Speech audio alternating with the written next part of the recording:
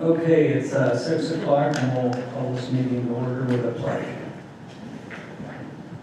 I pledge allegiance to the flag of the United States of America and to the republic for which it stands, one nation, under God, indivisible, with liberty and justice for all. Okay, good evening, folks. We've got 2 hearings that we have to run through right out of the gate here. So I'll call this hearing to order. Purpose of this hearing is to receive public input regarding a request for intermunicipal transfer of a restaurant liquor license. Tammy, you have anything to say, or anybody here to speak on behalf? I'm here to speak on behalf of Stormy Crab LLC. Okay, your name and address, please. My name is Greg Zoller. I'm an attorney with Flaherty and O'Hara. My address is 212 Barth Avenue, Pittsburgh, PA 15228. Thank you. Is there any public input regarding this? Okay. We'll adjourn that one and we'll go on to... Should we first let him make the presentation regarding more than... what the intent is? Sure. Yeah, I mean, as long as we just need to make sure we put on the record that it was properly advertised and everything. Right. I'll give you the abbreviated version. 50,000. You want me to buy the mic, or is this fine right here? Oh. We're here tonight to request that Summit Township approve a resolution permitting the intermunicipal transfer of a restaurant liquor license from outside the township to within it. I'm sorry. We're here tonight to request that Summit Township approve a resolution permitting the intermunicipal transfer of a restaurant liquor license from outside the township to within it, pursuant to revised liquor code provision, Title 47, Section 461B3. Restaurant liquor license R20378 will be transferred to Stormy Crab for use at its new restaurant located here in Summit Township. As you may know, the liquor code permits the PLCB to approve the transfer of a liquor license from another municipality in Erie County to another municipality, so long as you, the receiving municipality, issue a resolution approving the transfer. The standard to be applied is that the receiving municipality must approve the transfer unless it finds that doing so would adversely affect the health, welfare, peace, and morals of the municipality. In order for you to make a decision on our request, let me first provide you with some background on Stormy Crab.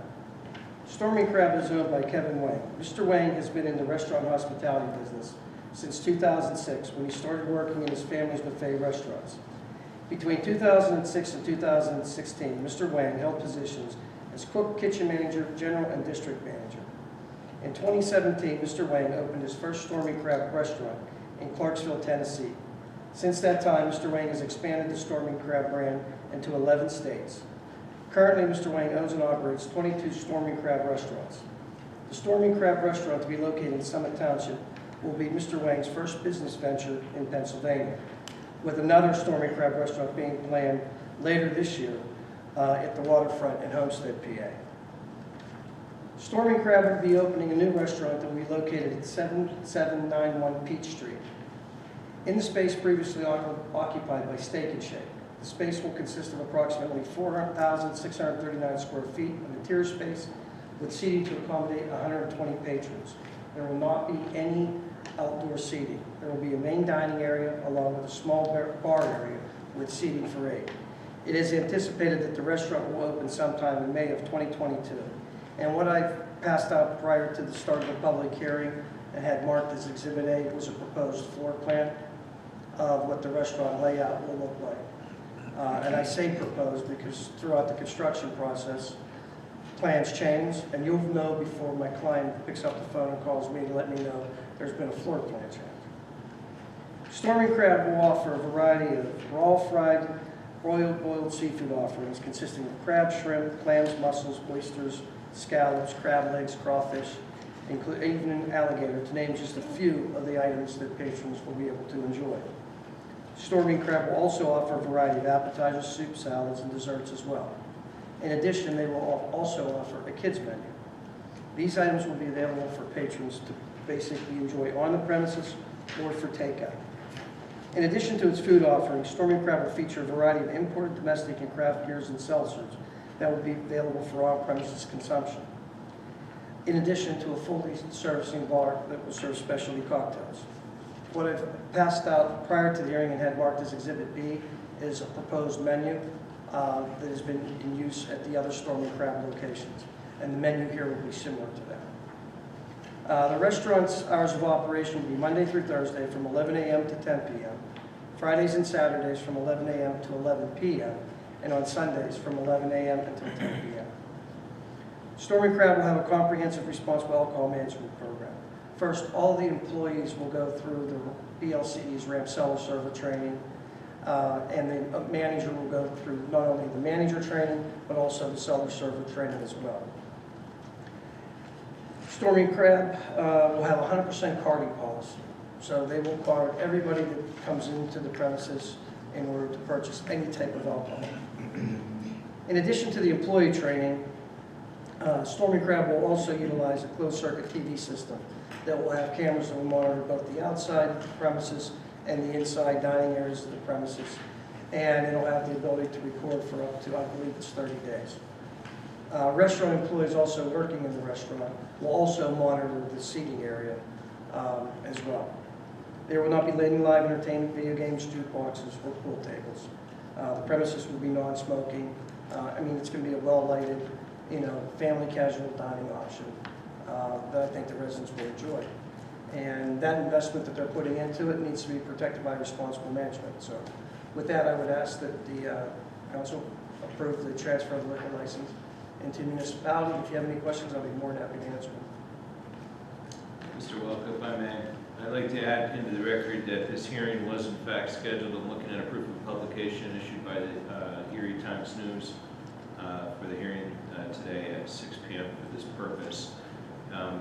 The Section 461 of the Pennsylvania Liquor Code specifically provides that the township, if they are to approve this, is to do it by resolution or ordinance. A sample resolution has been provided to you by the applicant, which would be fine if you wanted to approve it as is. You are permitted to put reasonable conditions on an approval of a liquor license transfer if you'd like, and the decision is solely within the discretion of the supervisors. If you decide not to do it, there is no appeal rights for any applicant for that decision. Thank you, Tim. Are there any questions?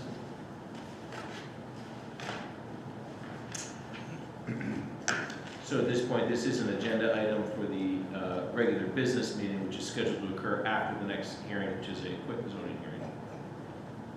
Okay, so with that, we'll close out this hearing and we'll open up the second hearing. The purpose of this hearing is to receive public input regarding an amendment to our ordinance 2021-02, Summit Township zoning ordinance.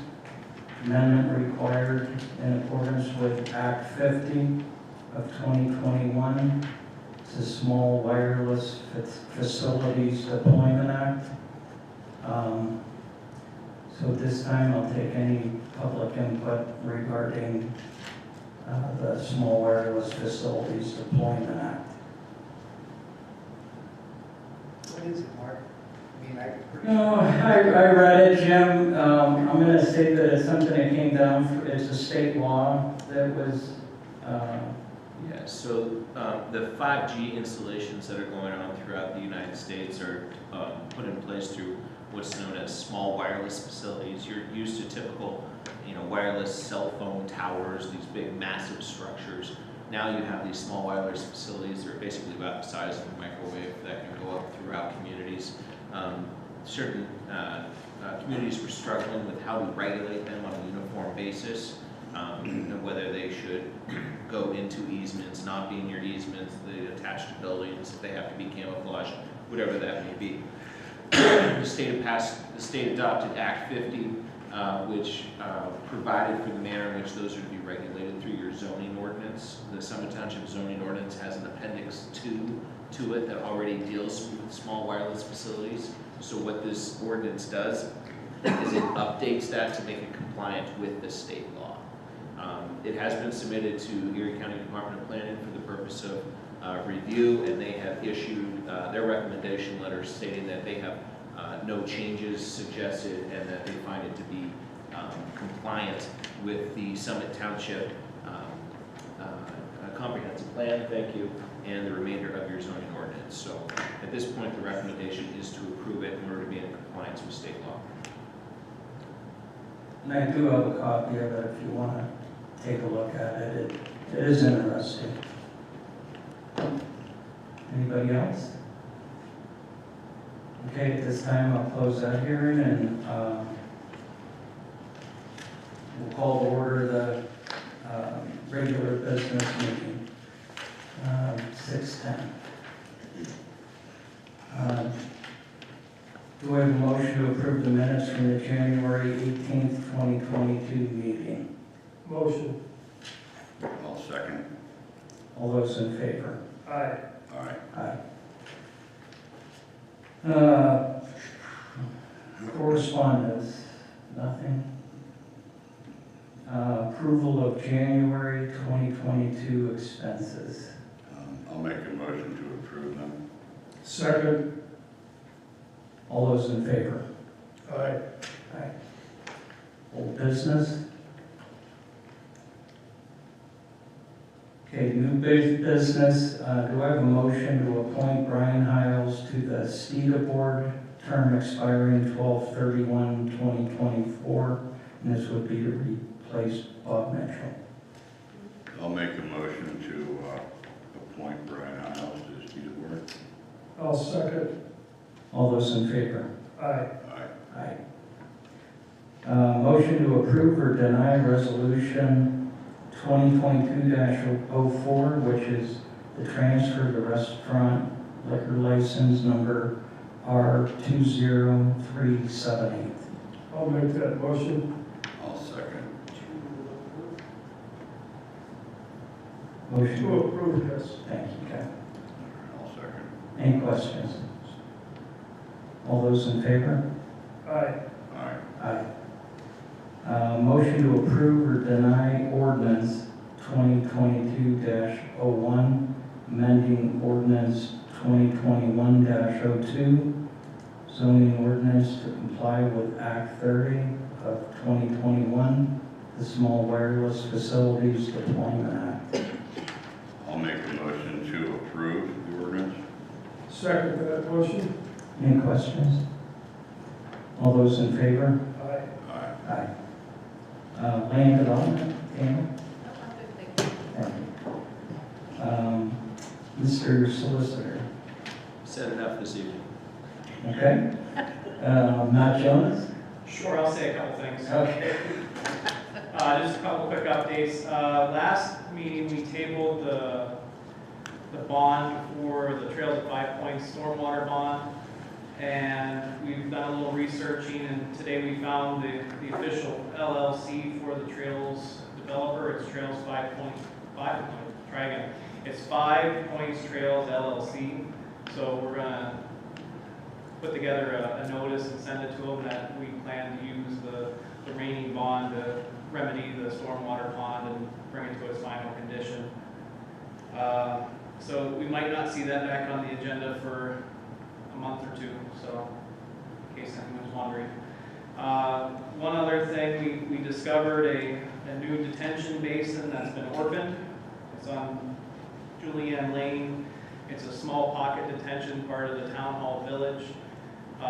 Before it was kind of thought of as a ditch, but as we were researching it more, we came across the actual stormwater calculations and everything that says it's a pond. But we were unable to discover an operation maintenance agreement. So it's a detention pond that no one has any obligation to maintain, but it's in need of maintenance. So I've been in contact with Tim Sennick, that way he's aware of it. We have a meeting with the property owners in about 2 weeks to discuss it, look at the options. But kind of brought it up to Tim if this is one of those ones where we look at using a stormwater fee or what just asked him what our options are to get this pond maintained and keep it in good condition, so. Kind of circle back on that one as well. And then 2 quick updates. The Hammer Road Sidewalk project is about 80% done. Most of the documents are uploaded to the pen bid. I just need to do a couple final tweaks to the drawings and it will be ready to go out to bid. Planning on first advertisement next Monday with a bid opening at 2:30 on March 3rd. And then Douglas Parkway is right there with them. Just need to tweak the drawings a little bit, get that uploaded. Everything else is uploaded. It'll go out to bid at the same time. We're on the bids concurrent, and that bid opening is tentatively scheduled for March 3rd at 2:30, so it'll be a back-to-back bid opening. And that's all I have for tonight. Any questions for Matt? What are we doing on Douglas Parkway? Sidewalks, Matt, or? No, repaving project. That's what I thought. Yeah, we're gonna beef up the intersection at Peach because it's getting run in pretty bad. And That's what I thought. I just, we overlay. were talking sidewalks and we went right into Douglas and I'm like, Yeah. are we putting sidewalks over there now or are we still paving? No, we're good at 88 wise at that intersection, so Okay, thank you. Yeah, all the sidewalks were updated when we did the last project, the north-south road, so.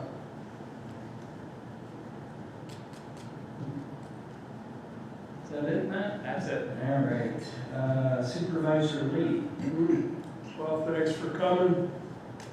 We're breaking the hardest part of winter, and we've had a tough 3 weeks, so hopefully spring's on its way.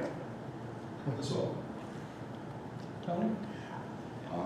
Speaking of spring, we're starting to get some of the equipment straightened around for the mowing season. We got a couple of mower decks sent out to get sandblasted and repainted with some ultra tough paint. It's supposed to hold up pretty well. So we'll see those are the 2 Exmark 0 turns we had done. So we'll be reassembling those shortly, and hopefully those give us another 4 or 5 years of good service.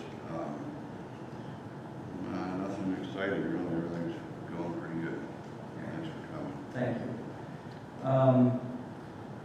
The road foreman, myself, and Tony have been working together on looking at, what we're looking to do once the weather does break, as far as storm sewer projects, paving projects, slurry seal projects.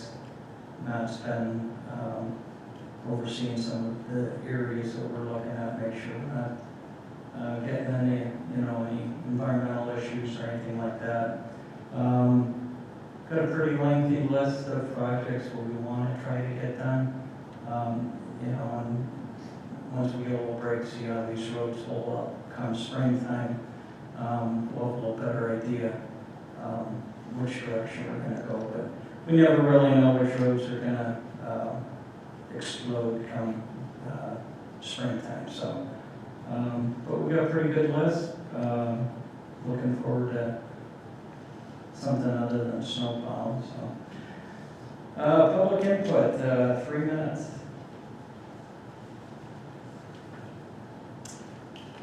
Yes, sir. Just need to stand up or go there? Yeah. Just name and address, please. And My name is Eric Kozak. I live at 8843 Ennis Drive. I'm in the Town Hall Village up the road there.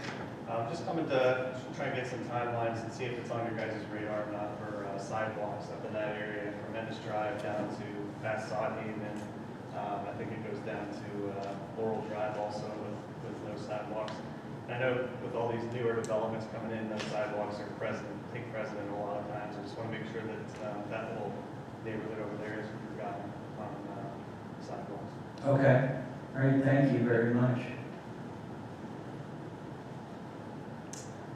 Do I have a motion to adjourn? Motion. Second. All those in favor? Aye. Aye.